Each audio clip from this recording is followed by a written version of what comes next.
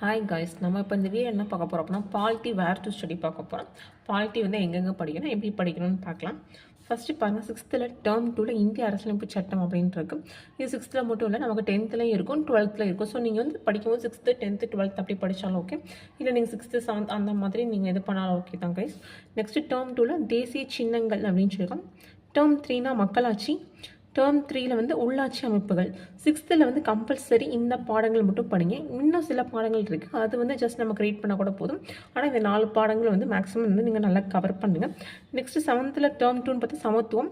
அப்புறம் மாநில அரசு. மாநில அரசு வந்து நமக்கு 10th இருக்கும், நமக்கு இங்கே 7th இங்கே இருக்குது. அது மாதிரி 8th வந்து மாநில அரசு எவ்வாறு செயல்படுகிறது அப்படின்னு சொல்லி கொடுத்துருப்பாங்க. ஸோ நீங்கள் மாநில அரசுன்னு படிச்சிங்க அப்படின்னா 7th 8th 10th அந்த மாதிரி முடிச்சிங்க அப்படின்னா நீங்கள் ஒரு டாபிக் கவர் பண்ண மாதிரி இருக்கும் உங்களுக்கு. நெக்ஸ்ட்டு பாருங்கள், 8th டேர்ம் 1 மாநில அரசு எவ்வாறு செயல்படுகிறதுன்னு கொடுத்துருக்காங்க. டேர்ம் 3 நீதித்துறை. நீதித்துறை நமக்கு வந்து அகைன் வந்து 12th இருக்கும். ஸோ நம்ம இங்கே படிக்கும்போது நமக்கு 12th படிக்கும்போது நீங்கள் வந்து கொஞ்சம் கார்லேட் பண்ணிக்கோங்க. நெக்ஸ்ட் வந்து 8th டேர்ம் 2 மனித உரிமையும் ஐக்கிய நாடு சபையும் கொடுத்துருக்காங்க.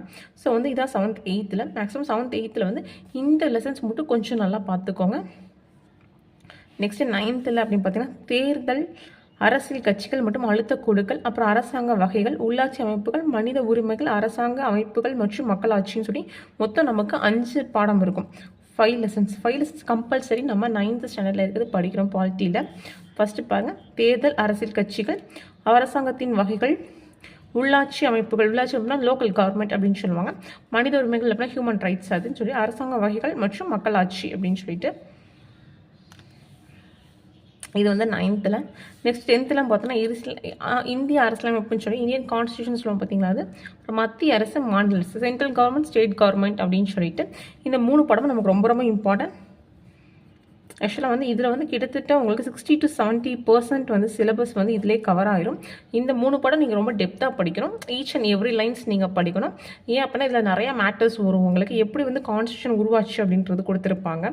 ஸோ அது வந்து எத்தனை நாள் எழுதினாங்க, அது வந்து எப்போ வந்து ஏற்றுக்கிட்டாங்க, எப்போ வந்து நடைமுறை வந்துச்சு அப்படின்ற மாதிரி.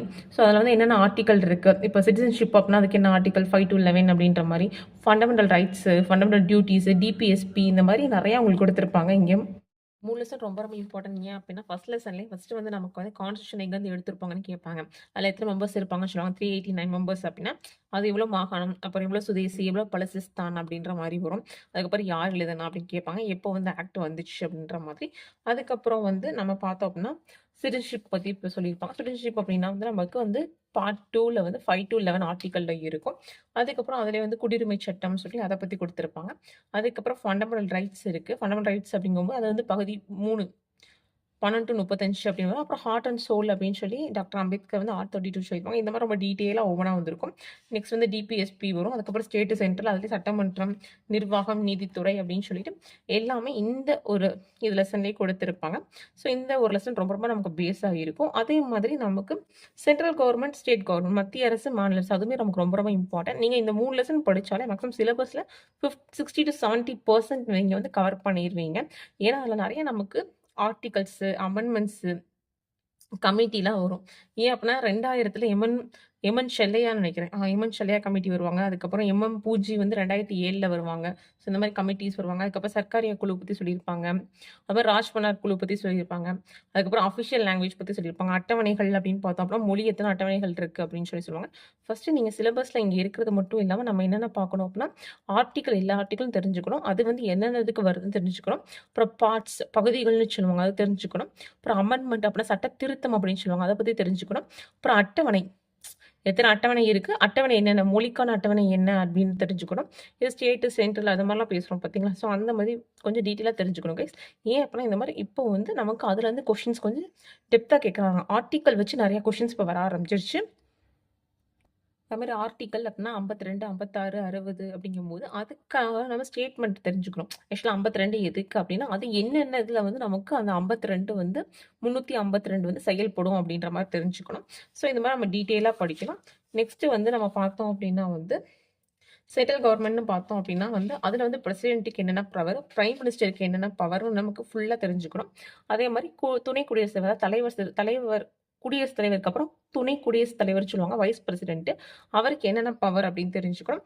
அதே மாதிரி மக்களவை, மாநிலங்களவை அந்த மாதிரி அதெல்லாம் நம்ம தெரிஞ்சுக்கணுங்க. அதுக்கப்புறம் அட்டார்னி ஜெனரல் அவங்களுக்கு என்ன ஆர்டிக்கல், அதுக்கப்புறம் மேலவையில் வந்து எப்படி மசோதா வந்து நிறைவேறும், சாதா மசோதானா எப்படி, பணம் மசோதானா எப்படி, அந்த மாதிரி நம்ம ஈச் அண்ட் எவ்ரிதிங் நம்ம இதில் ஃபுல்லாக படிக்கணும். அந்த மாதிரி எல்லாமே நம்ம படித்தாதான் மத்திய அரசு, மாநில அரசில் படித்தா மட்டும்தான் நமக்கு வந்து 12th படிக்கும்போது கொஞ்சம் ஈஸியாக இருக்கும். அண்ட் அது இல்லாமல் ஸ்டேட்மெண்ட்டு இப்படி தான் கொஷின்ஸ் வந்து நமக்கு ஸ்டேட்மெண்ட்டாக கேட்பாங்க. பாலிட்டி பொறுத்த வரைக்கும் ஒன் வேர்டில் நம்ம கொஷின்ஸ் மேக்ஸிமம் வராது. ஸ்டேட்மெண்ட்டாக தான் வரும்.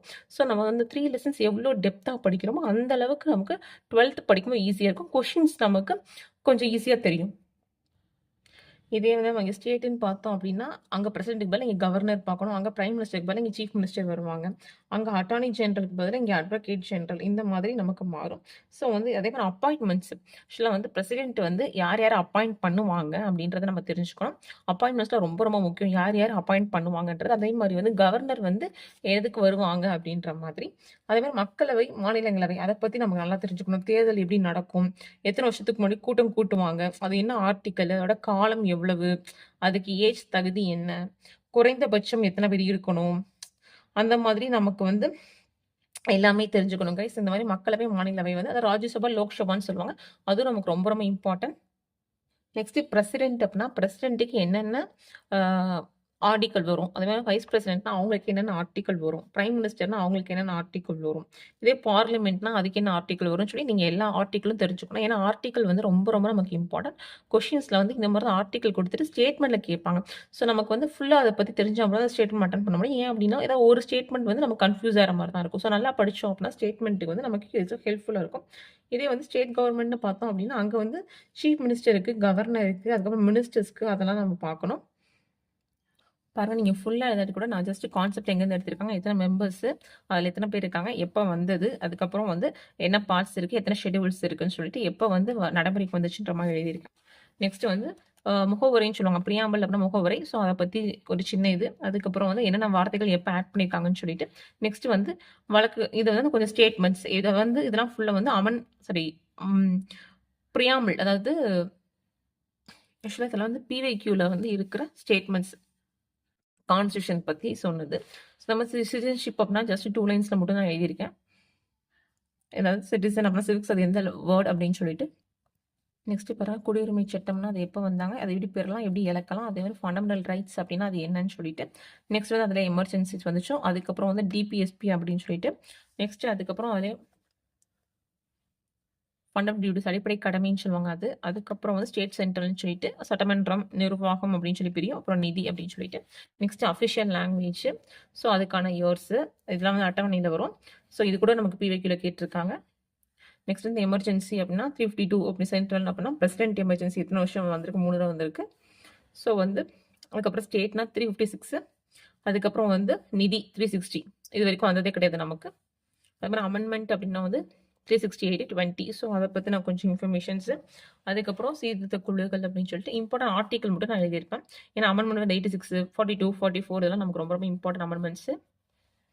நெக்ஸ்ட் வந்து சர்க்காரியா ராஜ் பண்ணாரு, அந்த மாதிரி கமிட்டிஸ் எழுதியிருக்கேன்.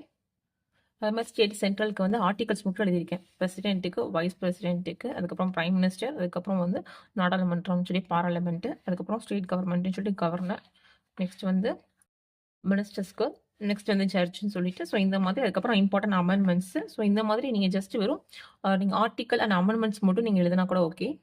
அப்புறம் 10th புக்கில் நமக்கு வந்து பிரைம் மினிஸ்டர், அதுக்கப்புறம் வந்து பிரசிடென்ட்டோட ஆர்டர்ஸ் கொடுத்துருப்பாங்க.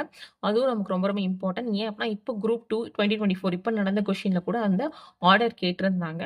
ஸோ நமக்கு அந்த ஆர்டரும் ரொம்ப முக்கியம். அதான் சொல்கிறேன், இந்த 3 லெசன் வந்து ரொம்ப ரொம்ப முக்கியம். இந்த 3 லெசன் நீங்கள் எந்த பேஜுமே நீங்கள் ஒமிட் பண்ணக்கூடாது. ஏன்னா வந்து ரொம்ப ரொம்ப நமக்கு இம்பார்ட்டன்ட் அந்த 3 லெசன் 10th. 11th பாருங்க, உள்ளாட்சி அரசாங்கம், தேர்தல் பிரதிநிதித்துவம், அரசியல் அறிவியல் அடிப்படை கருத்துக்கள், சமூக நீதி, தமிழக அரசியல் சிந்தனைகள், தமிழக அரசியல் வளர்ச்சி. ஆக்சுவலாக இது 3மே உங்களுக்கு வந்து எப்படி இருக்கும், நீங்கள் ஐஎன்எம் படிப்பீங்க பார்த்தீங்களா, அதே மாதிரி லீடர்ஸ் பற்றி கொஞ்சம் இங்கே படிக்கிற மாதிரி இருக்கும். ஸோ உங்களுக்கு கொஞ்சம் இந்த 3 லெசன்மே வந்து கொஞ்சம் அந்த மாதிரி லீடர்ஸ் பற்றி படிக்கிற மாதிரியே இருக்கும். உள்ளாட்சி அரசாங்கம் நீங்கள் 9th படிப்பீங்க, லோக்கல் கவர்மெண்ட். அப்போயே வந்து இங்கே 11th இருக்குது, கொஞ்சம் நீங்கள் பார்த்துக்கலாம். இதில் வந்து இது எல்லாமே இம்பார்ட்டன்ட் தான்.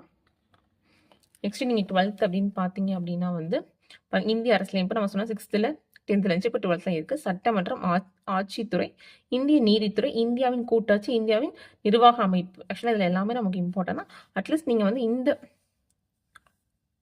இந்த 4 லெசன்ஸ் வந்து ரொம்ப ரொம்ப கம்பல்சரி படிச்சுக்கோங்க. இந்த 2 லெசன்ஸ் படிச்சுக்கோங்க, கொஞ்சம் லைட்டாக கூடாது. பட் இந்த 4 லெசன் நீங்கள் நல்லா படிச்சோங்க கைஸ். ஏன் அப்படின்னா வந்து இப்போதைக்கு நம்ம கொஷின்ஸ் எப்படி வந்திருக்கு அப்படின்னா ஹையர் ஸ்டாண்டர்ட்ஸ்லாம் நமக்கு நிறையா வருது. 10th 11th 12th. ஸோ அந்த மாதிரி தான் நமக்கு ஸ்டாண்டர்ட்ஸில் கொஷின்ஸ் வருது.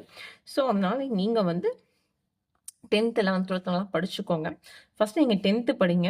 நீங்கள் பிகினராக இருந்தாலும் பரவாயில்ல, நீங்கள் 10th முடிங்க. முடிச்சுட்டு நீங்கள் 11th 12th நீங்கள் வாங்க. 11th வந்து உங்களுக்கு சமூக நீதி, சமூக அரசியல் சிந்தனைகள், சமூக அரசியல் வளர்ச்சி, இந்த 3 லெசன் படிங்க. இது கஷ்டமாச்சா, இந்த 3 முடிச்சுட்டு நீங்கள் இதுக்கு போங்க. அப்போ உங்களுக்கு கொஞ்சம் கஷ்டமாக இருக்காது. இல்லை அப்படின்னா நீங்கள் 10th முடிச்சுட்டு 9th அந்த 5 லெசன்ஸ் இருக்கும், 5 லெசன்ஸ் இருக்கும். அதை முடிச்சுட்டு நீங்கள் 11th 12th போயிட்டு நீங்கள் லோயர் கிளாஸ் போகலாம். ஆனால் நீங்கள் வந்து இதில் பாலிட்டி பொறுத்த வரைக்கும் நம்ம வந்து மேக்ஸிமம் கண்டென்ட் நிறையா வரும். ஏன் அப்படின்னா நமக்கு வந்து நியர்லி 11 12 கொஷின்ஸ்லாம் வரும். ஸோ அப்படிங்கும்போது நம்ம பாலிட்டி அப்படிங்கும்போது நம்ம நிறையா படிக்கிற மாதிரி தான் இருக்கும். எதையும் ஒமிட் பண்ண முடியாது. நீங்கள் ரொம்ப கான்சென்ட்ரேட் பண்ணணும் அப்படின்னா ஆர்டிக்கல் பண்ணலாம், அமெண்ட்மெண்ட்ஸு, இயரு, அப்புறம் கமிட்டி ஏதாவது வந்துச்சு அப்படின்னா அது எதுக்காக வந்துச்சு, எந்த வருஷம் வந்துச்சு, எதனால வந்துச்சு, யாருனால வந்துச்சு, அந்த மாதிரி நீங்கள் ரீசன்ஸ் ஃபுல்லாக படிச்சுக்கணும். அதுக்கப்புறம் அப்பாயின்மெண்ட்ஸு, பிரசிடென்ட்லாம் என்ன அப்பாயின்மெண்ட் பண்ணுறாங்க, அந்த மாதிரி அப்பாயின்மெண்ட்ஸ் ஃபுல்லாக படிச்சுக்கணும். அதுக்கப்புறம் வந்து இதுலேயே அட்டவணை படிச்சுக்கணும். அதுக்கப்புறம் இது இல்லாமல் சிஏஜி அப்படின்னு சொல்லுவாங்க. அந்த மாதிரி சில அவுட் ஆஃப் புக் கண்டென்ட்ஸ் சிலது இருக்குது. ஃபஸ்ட் நீங்கள் இதை முடிச்சுட்டு நீங்கள் அதை முடிக்கணும் கைஸ். பாருங்க, கீழ்காணும் எந்த மாநிலங்களில் பொதுவான நீதிமன்றத்தை பெற்றுள்ளதுன்னு கேட்கலாம். அப்புறம் which of the following states have a common high court அப்படின்னு சொல்லி இது 10th உங்களுக்கு வரும். ஸோ வந்து இந்த மாதிரி கூட கொஷின்ஸ் வரலாம். ஸோ அதனால சொன்னேன் 10th 11th 12th maximum polity வந்து ரொம்ப இம்பார்ட்டன்ட் கொடுத்து படிக்கணும். அதுவும் 10th பாலிட்டி ரொம்ப ரொம்ப இம்பார்ட்டன்ட். நெக்ஸ்ட் பார்க்கலாம் கொஷினை. பாருங்க, அரசியலமைப்பு சட்டத்தின் படி 3 அடுக்குகளை கொண்ட பஞ்சாயத்து ராஜ் அமைப்பினை பொறுத்துகன்னு கொடுத்துருக்காங்க. இப்போ arrange the 3 tier panchayat raj system as per the constitutional provisionals அப்படின்னு கொடுத்துருக்காங்க. ஸோ இந்த மாதிரி தான் கைஸ் நமக்கு கேட்பாங்க. 2 அடுக்கு முறை, 3 அடுக்கு முறை அப்படின்னு சொன்னால் அது எதுக்கப்புறம் எது அப்படின்ற மாதிரி நம்ம கண்டுபிடிக்கணும். இது நமக்கு 9thலேயே வரும். பாருங்க, எந்த ஆண்டு இந்திய அரசால் முதல் செம்மொழியாக தமிழ் மொழி அறிவிக்கப்பட்டது அப்படின்னு சொல்லி 2004. ஆக்சுவலாக வந்து நம்ம இப்போ தான் நான் காமிச்ச நோட்ஸில் 10th புக்கில் இருக்குன்னு சொல்லிட்டு நமக்கு வந்து அஃபிஷியல் லாங்குவேஜ்லாம் சொல்லிட்டு வந்து அந்த அட்டவணையில் இருந்துச்சுன்னு சொல்லிட்டு பாருங்க, அந்த கொஸ்டின்லேருந்து வந்திருக்கு 10th ஸ்டாண்டர்ட்லேருந்து.